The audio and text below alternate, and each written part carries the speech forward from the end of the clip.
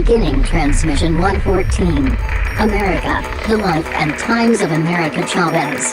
File under Pride 2, Electric Boogaloo.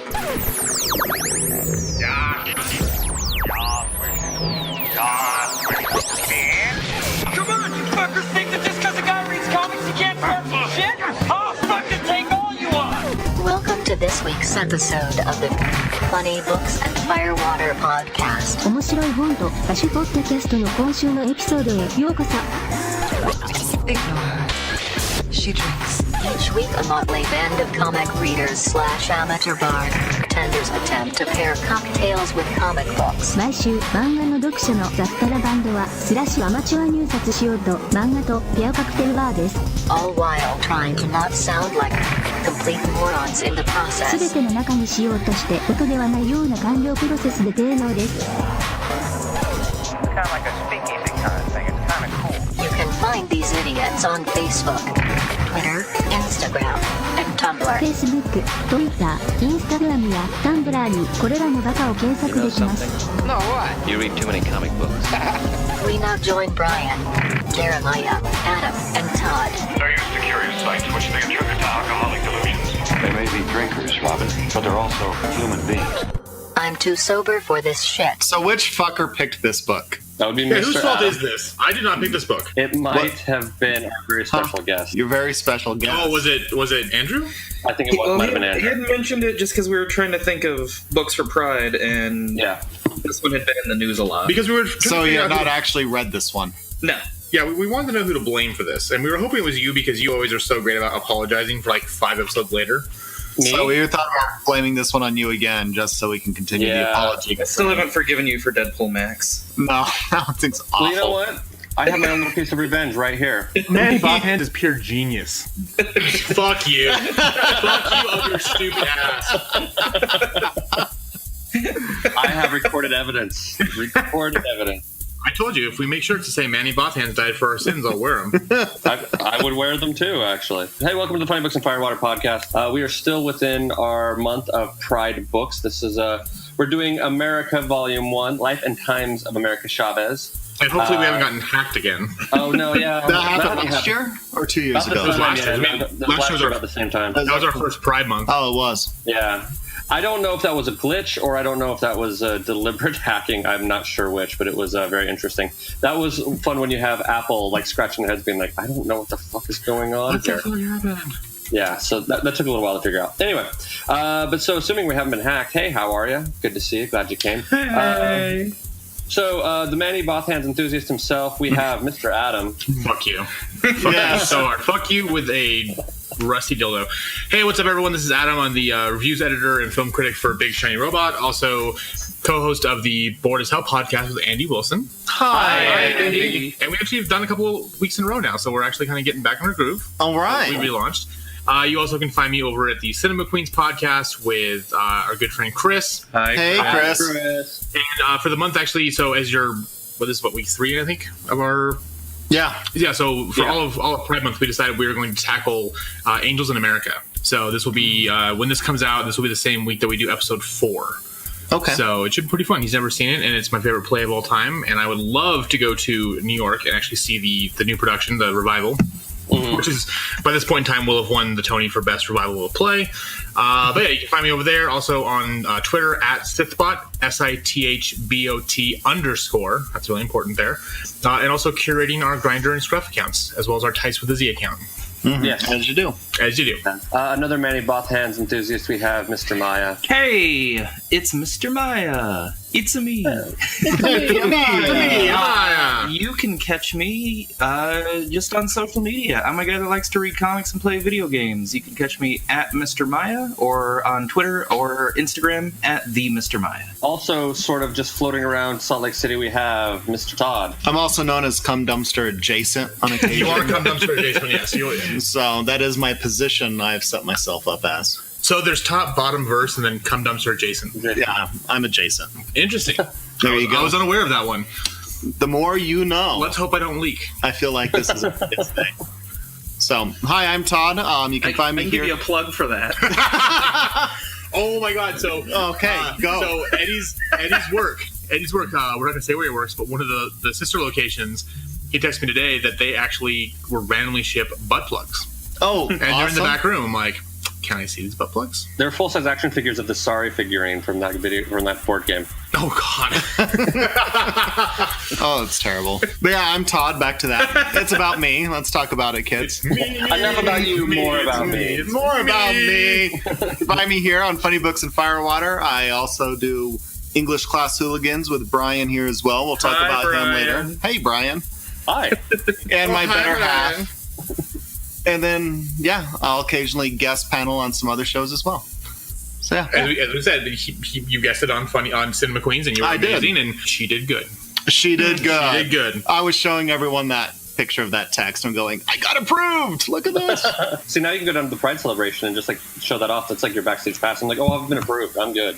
I'm approved. That is my stamp so does this on my ass. I don't know if this means you can say fag, though. No, probably not. That's how I'd get that, approval taken away. We would give you like it's your honorary gay card. That's good. If you have Is it like a library card? Can you get it laminated? You can, although you have to carry it on you at all times, because that way, if you do say fag, they can you can be like, oh, look, bitch, I'm an honorary gay. There you go. You know what? You should set up a booth at Pride and literally make those. I bet you if you charge $5 a piece, you could actually probably make some money. And I need some money right now, so I should. Just for the novelty alone. So yeah, there's an RFID tag attached to it, and just wait, you see what it unlocks. Just putting in every slot you can find. Every slot you can find. Every slot you can Pride. find. That's right. Good for you. And both mine, I fill the awkward void with weird sound effects. Mr. Porg's not shutting up, though. That's Mr. Porg. That's Mr. Porg. Mr. Porg's going to Pride, too.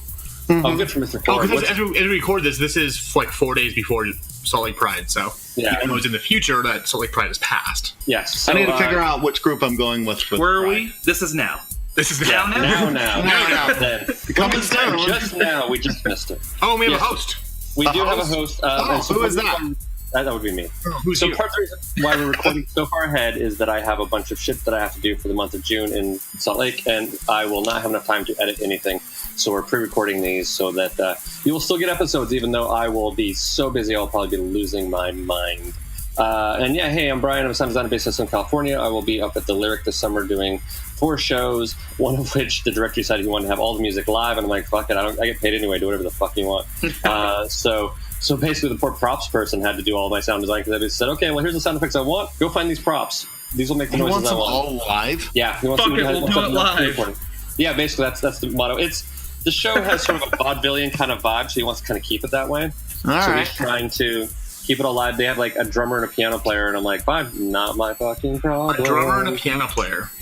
Yeah, but it's not uncommon for like a small musical thing. A drummer and a piano player, they walk into a bar and they say, hi, girl.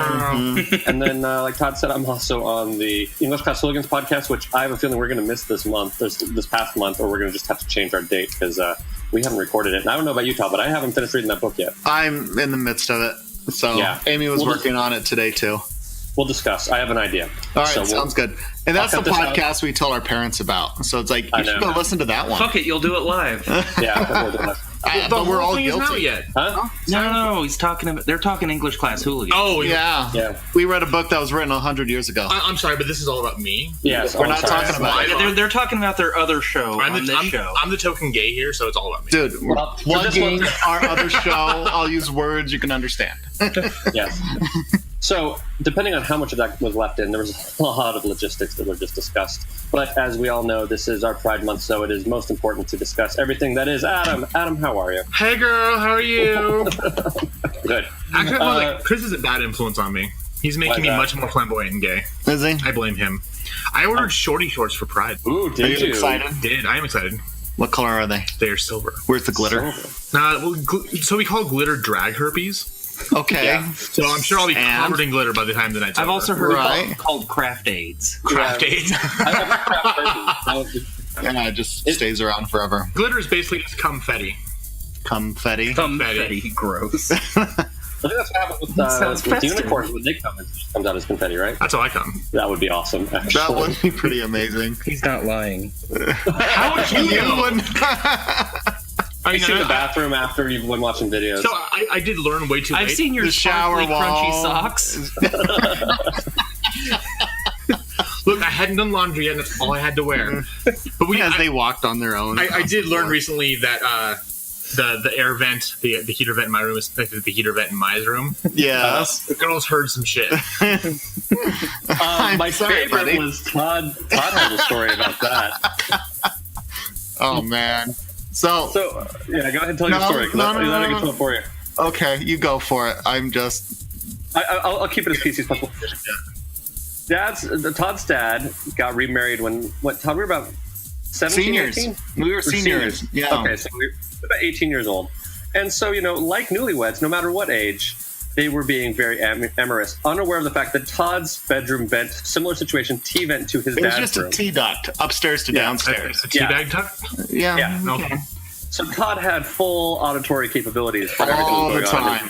All the time. Actually, do you have headphones? Well, I went upstairs and I pulled the bed out about another 6 inches from the wall, just so that aspect of it would be less. It was like I went back to your house with you one day, and you open the door, say, "Hey, Dad, I'm home." Slam the door and stomp. Then you just hear everything. "Hi, son." Like just making sure they knew he was there. Like it was just like, nope, I don't want to hear anything. I am here. I have people with me. We're going to try to keep this decent. It was pretty funny. Yeah. So Maya and Sierra have just learned that when Mommy and Daddy have special friends over, they just need to turn up the volume on their TV. Holly and Sierra came out with the worst look on her face just now. No, the only good thing about that is when I was out dating and my dad was out dating, as long as I beat him home, I was golden. That's actually not bad. Yeah, it was kind of fair, right? Yeah, this seems to happen every so often. Is we'll read a book and I'll kind of be a little less enthused, and I always feel like I'm going to be the only one on the panel hating on this book. And then I'll start seeing the comments come back of what people's drinking games are and or what they named their track for what we're recording on. And I'm like, oh, I'm not the only one. So well, also when we get into a book and we spend the first 15 minutes just like bullshitting, not even talking about the book that we read, we're avoiding it. We're avoiding it. So not to avoid it any further, we're going to go into drinking games because God knows to read this, we're probably going to need some alcohol. And our drinking games will help. You will drink all the alcohol with this one. And now for sports. Listen up, sports fans. Prepare yourself and your liver for this week's drinking game. Remember, it's only a game, and a dumb one at that. So don't take it too seriously. And above all else, please drink responsibly. I'm going to start out with mine. Mine is called This Week's Guest Star, which is every time there's an appearance from an appearance by a hero from another comic, take a drink. Mr. Todd, what is yours? Mine is called Stars. I can see stars. And every time you see a star, have it be an interdimensional change star, have it be the star on her shirt, or the star on her jacket, or the star there because, oh, look, they wrote a fucking star there for no other reason. You need to drink that shit. You're such an evil fucker. And this happens about every third frame. Yeah. But at least your kind didn't do every panel. You just said every page. It is every page. Yeah. Right. So there's, 22 pages per issue? Yeah. So and there's 6 issues. 132? So 132 drinks you should take. And if you do that, the book might be better. And you might forget you read it. That's right. I forgot I read it while I was reading it, which leads into my drinking game. Yes. Okay. My drinking game is called What Happened? It's anytime you find yourself bored while reading and realize that you've kind of just been glossing over the pages and you have to go back a couple pages to figure out what's going on, take a drink. It's like when you read the Book of Mormon. Have you done that a lot, Adam? I read it once. You did? I did. Why? I was moving to Utah. I was like, I should probably know what the fuck I'm getting into. No, you shouldn't. I actually know more about LDS religion than most missionaries do, so it's kind of fun. Yeah, that's why they can get them actually out there. True. So if you don't know, you can't knowingly lie. This is very true. Yes. All right, enough about the Mormons. Hooray, atheism. Hey, Mr. Atheist, what's your drinking game rule? So mine is... Oh, do you have names? So every time they introduce a character and that little fucking blue box pops up that says their name and their powers, take a drink. You know, like when around the time that Storm got her mohawk. Well then, I guess, do we dare give out votes as to whether or not we believe it is... Oh, I think we should. Oh, we should. Vote for Pedro. So I've been asked by the judge to be the foreman. Vote for Pedro. And I want y'all to know that we's gonna run a fair jury and a clean jury. It's time for a vote. Because we love you. and we don't want to waste your money. We will now vote on whether this week's book is fit for human consumption by you, our dear listener.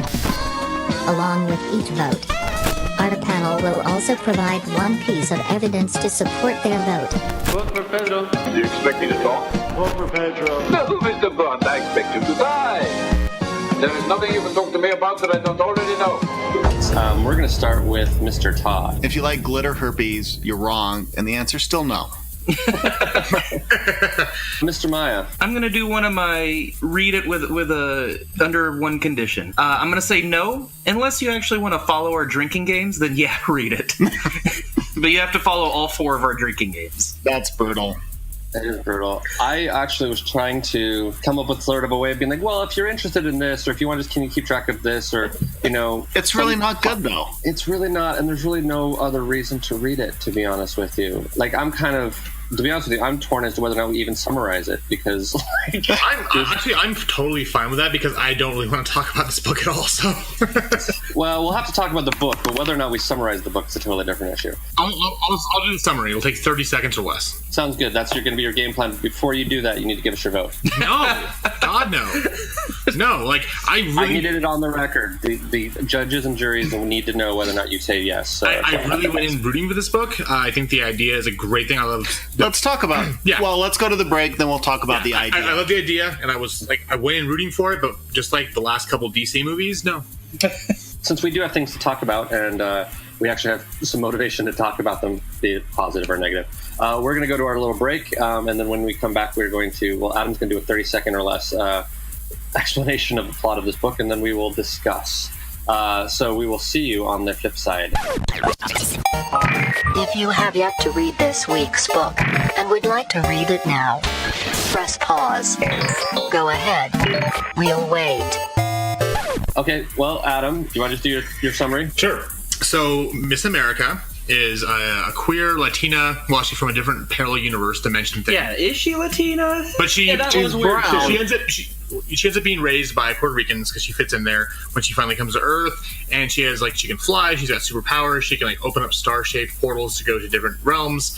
She's trying to go to college after she makes up with her girlfriend, and then... She's kind of a one-puncher kind of person. Kind of a one-punch chump, yeah. And then she ends up going back in time, and she punches Hitler instead of Captain America, but Peggy Carter knew that she was supposed to come back there because someone told her. So she goes back to normal times again, and these cyborgs try to capture her, and then she goes back to this other planet where she punched a creature and it blew up, but then it came back and started killing everyone again. So then she went back in time to stop herself from punching it so they can go capture it.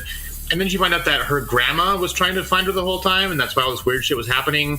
And then she ends up getting drugged and getting into a deathmatch fight with her ex-lover / best friend because they kidnapped her father. And then it ends and nothing happens. And she had a road trip with Hawkeye. Hawkeye, yes. Female Hawkeye. Kate Burton. Bishop. It doesn't matter. No, it doesn't. There, I saved you a half hour reading this goddamn fucking book. I'm a little impressed. That was actually more thorough than I thought you were going to say. When you said, I'm going to summarize this in 30 seconds, and be like, fuck this shit, don't read it, is what I basically expected to happen. I said I would give it 30 seconds, and I did. So that's an accurate portrayal of 30 seconds. She went to university. I said that. She did. Okay.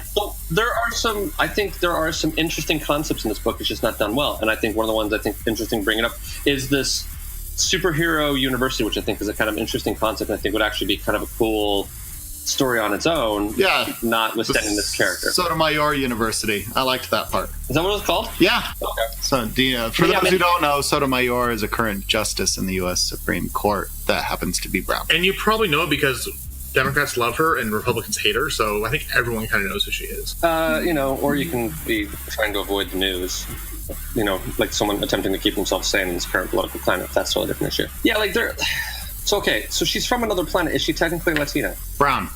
She has darker skin, and she was on this other universe or planet or dimension. She was raised by 2 moms. Mm-hmm. Yes, and then when her mom sacrificed themselves to save the planet. And then she came to Earth, and she ended up being raised by Puerto Ricans because she looked like them. And that's right. Okay, so she's raised with Puerto Ricans. Okay. I forgot about the being raised with Puerto Rican stuff. That makes sense, though. Mm-hmm. But I do remember reading this book, kind of going, "Okay, I get she's a lesbian superhero. I'll give you that. That's fine." However, she's from another planet. Is she technically Latina? But I guess if she's raised Puerto Rican, she's raised in that culture, so yeah. No, that makes sense. I get that. And she's from not in another planet, a parallel dimension or some shit. Yeah. Which never is really fully explained because nothing about this book makes goddamn sense. No. Oh, and that's the thing too. Is like the powers are never really fully explained either. You know what I mean? She has a foot stomp. Yeah. She has a foot stomp. And then like the brown fist or something like that or something. Well, she actually is going to star in the Broadway revival of Stomp. Bring the house down. Hopefully Tony next year. So, but no. So I went to this book. Before the break, I mentioned I was rooting for it because we've got a queer Latina or person of color, and she has a girlfriend, and she's it fully fits the mold of what we're doing with two moms. Yeah. But here's my thing: as much as like I'm liberal as shit, and I do want to promote things that are stretch people and kind of put them outside the box. It's still got to be good. And I remember I went to Sundance. It wasn't this year; it was last year, I think it was. And there was a horror anthology that was like 4 short little horror films that starred women, were directed by women, it was produced by women, and written by women. And it was really cool to see like this really cool project that was put forth by women, which is kind of rare to find in the horror genre. They weren't good though. Like one of them was good, one of them was entertaining, one was interesting. The rest was all kind of bullshit. And like I'm sorry, I'm not going to give you a pass because I believe that what you're doing is important. Like I think it's important we have a female author writing about a queer Latina character, but you got to make it good. Just because something falls in the realm of something I really believe in, support, and want to push. If it's not good, I don't give a shit. And I'm sorry, but this was just... I couldn't follow it half the time. Maya's drinking rule is perfect because every couple of pages I'm like, what the fuck am I even reading right now? This is a book that should have taken me 25 minutes to read, and it took me... Better part of an hour just because I kept having to go back. I was like, wait, what happened? Like in the last issue in... what was her ex-girlfriend's name? Magdalena? I think Magdalena or so. No, it was... Lisa was her ex. Lisa was her ex. She broke up with. No. The other one. The one on the motorcycle. The one that she was boxing. Oh, I think that was Magdalena, yeah. Yeah. Like, she just showed up, and I was like, wait, when did she show up? And I had to go back like 3 or 4 pages. And sure. It's not a book that kept my attention very well. No, and she's a character with a really short temper. When in doubt, she wants to throw a punch. And why do I have to do this? And she's like, well, you need to figure things out. But she's not that interesting. And it's like, look at me, I'm sassy. But that's not a reason to keep reading it. Well, also, I mean, there's certain moments in time where, like, I felt like the writing was a little bit pandering. Like, it tried to make her a little bit more ethnic. You know what I mean? Like, sure. So, who wrote this again? We need to give credit where credit's due here. Rivera. Gabby Rivera. Gabby Rivera. Gabby Rivera. Yeah. Yes. All right. So, Gabby wrote, and in some ways, and I have never read anything else Gabby Rivera has written, so I have no judgment there. But in a lot of ways, it seems like an assignment being filled. It's like, I've got this assignment of hitting these check boxes, and it's the execution just wasn't there. Yeah, and I almost wonder, because from what I understand, and maybe someone can verify this or not, her background is more in, like, writing young adult novels kind of thing. Yeah, I think that's what I gathered from the... like the beginning, like there was a little thing written at the beginning. And I just kind of got the impression that maybe it was one of those things where she wasn't necessarily completely comfortable with the medium. You know what I mean? Like, they picked her to write this because they thought that she could do it, but like her ability to actually handle the medium wasn't necessarily great. Sure, I mean, we got lucked out with Ta-Nehisi Coates doing his first run on Black Panther, and he's not typically a writer, but even then, his stuff is rather wordy, and just trying to. And that's something that a lot of people struggle with. How do you really when they first come into comics? Yeah, how do you really pare that down and stop using the words and get it transferred through by imagery? Well, and I think as we saw on the Black Panther stuff, I think as time went on, I think he evolved as a writer that way. Like, I feel like some of the later issues of that got a little bit better at being visual. And I guess my only kind of hope for this book, if I were to continue reading it, which I have no intention of doing so. No, well, there would only be one more trade. It got canceled after 12 issues. Well, and see, this for a reason. But this brings up also 12. When we did Iceman, Iceman only had 12 issues, and Iceman actually was good though, and actually did have an audience. The problem with Iceman is that he is a B-list X-Men character. He's not strong enough to carry his own. He's Iceman. This, I mean, again, this was a thing where when it gets canceled, you have like your like alt-right people like, oh, it's because it was a lesbian person of color. I'm like, no, it wasn't good. Like, right. Yeah, and it's another one of those that so many people claimed, oh, Marvel's racist. they're anti-LGBT, they're canceling this book, and no, the reason is they put the book out. The issues didn't. The reason they canceled is the issues didn't sell. It comes back to that whole thing that I've always said. If you want to support a book, buy it in issues. This is something I know a lot of people waited for the trade for. This is not something you trade weight on. Well, we did trade weight on, and even that was a mistake for this one. Well, we didn't really wait for it. So, to be honest with you, until it was mentioned, I'd never heard of this in my entire life. Yeah, I had no idea. I did not know.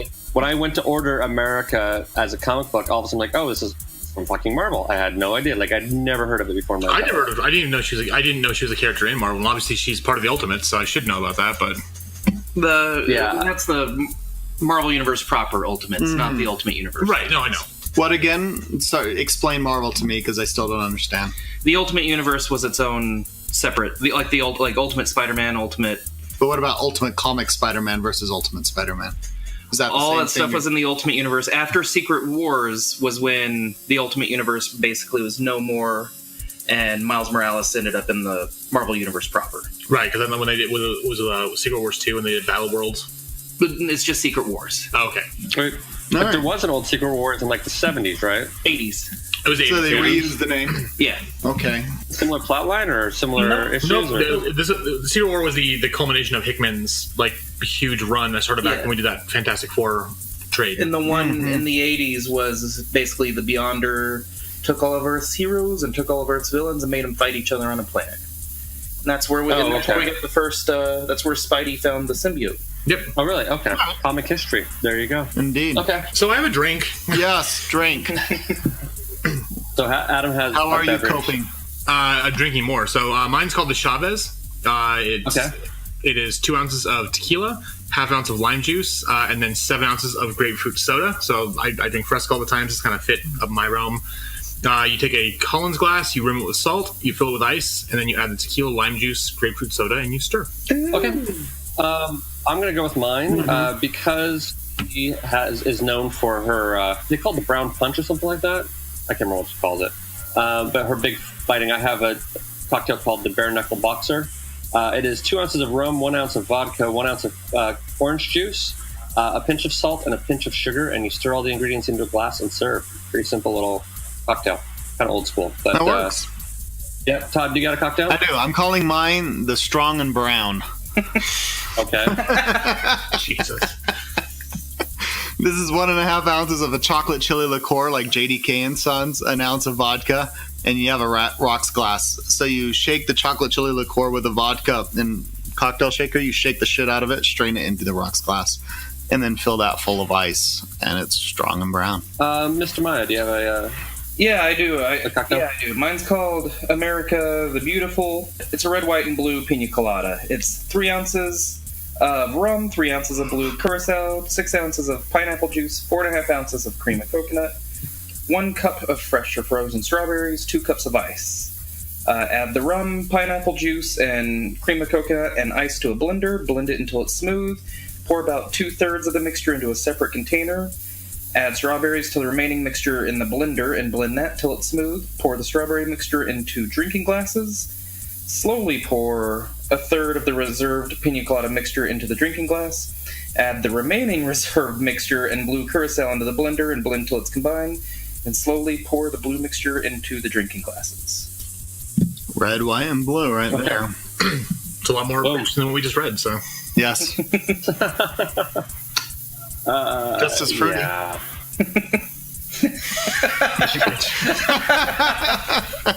I have no comment for that. Rocket, is there anything else we want to discuss in this book, or is this just going to be a short episode? Was there anything we liked? I liked the idea. I liked the premise of the character and what they were trying to accomplish. They just didn't pull it off. Well, and I liked individual I liked that idea. I liked the concept of the school. I mean, I think conceptually there was some stuff there. I think the execution just wasn't there. I think the art was actually fine too. I actually liked the art. Yeah. I didn't like the art in the later issues. I've seen other work that artists have done. I'm not particularly a fan of that style. Yeah. I recognize it from something else I've seen, and I'm like, I kind of don't dig it. Is it the same person who does? I don't know who does. I'll have to look at it, but. The earlier art I really liked. I wasn't a big fan of the road trip art. Yeah, that's the. I think that's the one I'm talking about. The last 2 issues. Yeah, I wasn't thrilled with the road trip art. It's Ramon Villalobos did the last two, and I'm looking up to see what else he's done. Villalobos, by the way. Hey, you correct me on I'm every name. American. America. Oh, that's not what I thought it was. America. I bleed red, white, and blue. You should probably see a doctor. His art was very similar to the Manhattan Projects, which is what I thought it was. No, that's a different. That's not the same artist. No, he did. He hasn't done much. It looks like he did one of the Secret Wars miniseries, the X-Men E for Extinction, and then he did some issues of Nighthawk. So I mean, it's not necessarily that it was bad. It just compared to the rest of this book, I think if it, like I said, that style kind of works okay in Manhattan Projects, and it's different artists in Manhattan Projects. But I don't know, it felt a little wacky on this one. But well, should we go into final grades? Yes, please. Okay. Jamie, school is never a waste of time. Since we have 15 minutes until recess, please put down your pencils and stare at the front of the room. It's report card time. It's report card time. It's report card time.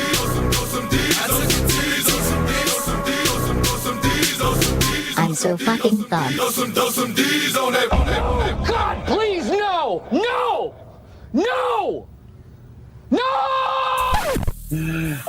For writing, Mr. Adam, what do you say? I'm at a D. I went in really rooting for this. I really wanted to like it. I like the idea behind it and what this character represents, and is a step forward for what we really haven't seen too much of in comics. But the story is just so damn convoluted. It doesn't make a lot of sense. You lose where you're going. It just has problems, and it just sucks. I really, really wanted to like it, but I couldn't. So, Mr. Todd. I'm going to go with a D as well. It's, it does come down to execution. I was trying to think of another brown Latina character. Tarantula is the closest I could think of from the Batman War Games arcs. And I thought she was a much better character than this one. Mm-hmm. So, and she wasn't really all that great. No, she wasn't. She was boring. She was boring. She wasn't that great. Well, she also did really shitty things to Nightwing as well. She's a rapist, so. So there is that, and yet she's still the better character. Renee Montoya. That's true. Renee's good. All right. Yeah, Rucka can write a good woman. Way to go. So, but in this, I just didn't care. I didn't really care about the relationships. I thought Kate Bishop was the most interesting one of the bunch. And that, I think, is carryover from her own book. The character who the book isn't about. That's right. And that really sums up this book well. The art was fine, all in all. But, I just didn't give a crap. So it's a D.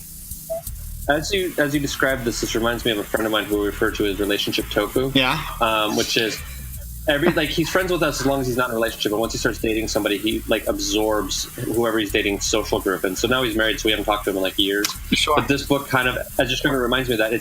It's superhero tofu. It's she's good with the other characters around her make the story more interesting than her by herself. By herself, she's very bland, like tofu just by itself. Sure. But they brought in a different superhero in almost every issue to try to make it more interesting than everything else. It's kind of like a failing TV show trying to bring in star power to boost ratings. Oh, for sure.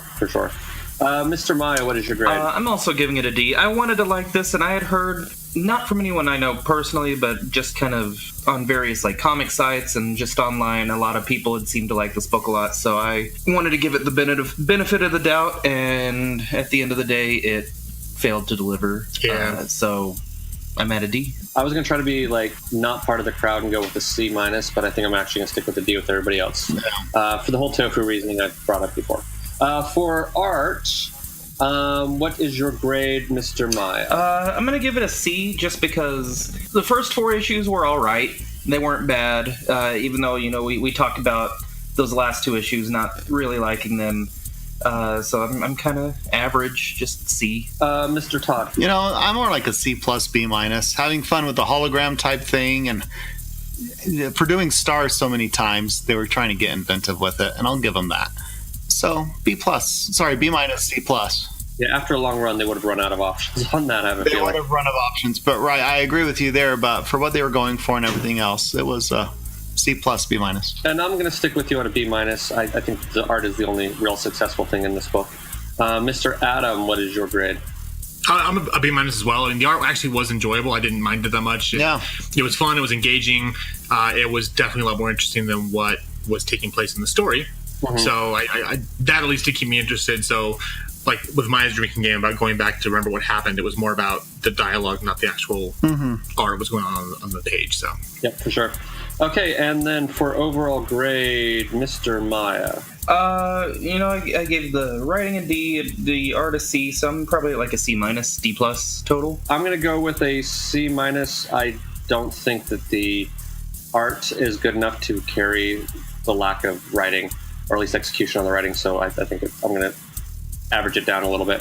Mr. Todd. Brian, I'm along there with you. The art's not bad, but it's not a reason to read the book. Yeah. So it's going to be about a C- as well. Okay. And Mr. Adam. I'm going to go with a C- as well. I love the concept behind this. I love why they're doing it, but at the same time, the writing just really detracts from it, and I couldn't get invested in it. It sucks. I really went into this excited and wanting to read this book and see a different take on the queer comics than we've read before, but unfortunately, just the whole package just did not pan out. So your whole package pans out, though.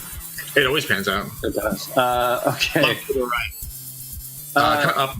Okay. Yeah. Way to go. I missed some of that. That's okay. I'll catch it. Cool. Well, so next week we think we're going to have to figure this out after the fact. We're going to be reading Snagglepuss Exit Stage Left. There's going to be a slight timing issue involved in doing all of this. Like we said earlier, that I am significantly busy, and trying to get all this edited and out on time is going to be tricky. But we will figure that all out. So you don't have to worry your pretty little head, but we will be back next week with another episode. But for the end of this week, we have recommendations.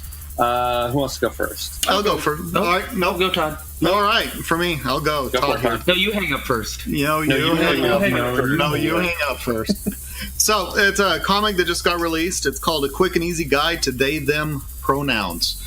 So it's it's all in comic format, and it's trying to understand as people how they identify themselves and everything else. So those that aren't in the know of, I want to better understand communities and stuff I'm not aware of. And what is the proper etiquette? This is a etiquette book of they and them pronouns. You know the benefit of living in California? I can use dude for everything. Dude, that sucks for me. Yeah, I refer to my cat as dude. It will get up on my face. It's like, dude, you seriously, dude. Yes. So anyway, nice benefit about California. Turn. Mr. Maya. I recently re-fell in love with my Nintendo Switch, and I'm really enjoying Super Mario Odyssey. You should check it out. You get a little ghost that becomes your hat named Cappy, and you can throw him and jump off of him and take over enemies' bodies and become them and run around as a Goomba. No, it's a lot of fun. Mr. Adam, do you have anything? So mine's also a video game. It's just came out, as of the time of this writing. It's called Detroit Become Human. It's by the developer Quantic Dream. Oh, that looks really interesting. I saw some previews for that. Looked really, really interesting. Yeah, they did a Heavy Rain and Indigo Prophecy. Basically, it takes place in 2038 when androids are commonplace. People basically buy them as their and keep them as their tutors, their babysitters, their sex slaves sometimes. And it follows the story as you do. It follows the story of 3 different androids, and where I'm at in the game so far, one of them actually gained sentience and it's now passed the Turing test. So it's gorgeous. It's one of the most beautiful games I've ever played. And what's fun with these is it's like a really strong choose your own adventure type game in the sense that no matter what happens, the game doesn't end. If a character dies, they just die and they're no longer in the story, but it keeps on going on. So it's really fun. It's really interesting. It's a little bit slow to start you out with, but once it gets into it, it's absolutely gorgeous and fantastic storytelling. So I do have a niece that's quite a texter. She started texting me a while back. I don't think she can pass the Turing test. Probably not. She's probably a bot. She might be. But man, she makes cold rocks look bright. Jesus. Future Brian. Yeah, no, I'll take that all out. For sure, I'll take that all out. And hey, I am actually going to recommend a board game and a card game. Oddly enough, very strange for me, but I just got back from Tahoe, and first couple days was kind of rainy, so we played a lot of games inside. One of them is a board game called Ticket to Ride, where basically it's sort of like you're getting points for putting in trains and trying to basically take over an entire route, and so that it's sort of, it doesn't sound as interesting as the game really is. It was interesting enough that I actually ended up buying it as an app on my phone as well, which the app on your phone is like $9, which kind of worth it, kind of not. I have it, yeah. Can you play with friends? Like, could we play each other? Yeah, absolutely, yes. That's why it's pass and play. I think it's online. No.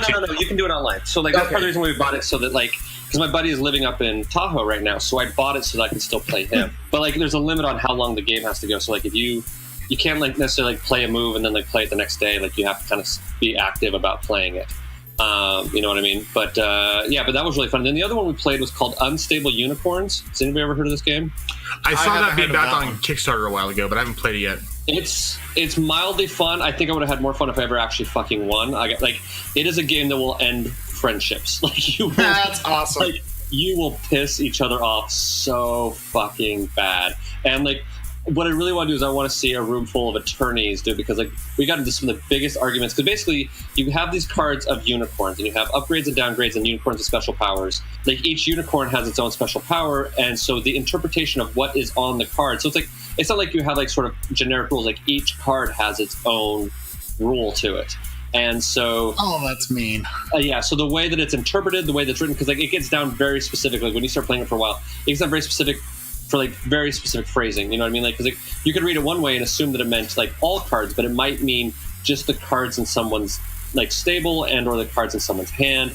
Like depending on how it's worded. So like after a little while, you get very specific as to how things are done. It's fun. It's entertaining, but it will ruin some friendships. Nice. I lost that game most of the weekend, but I still had a good time playing it.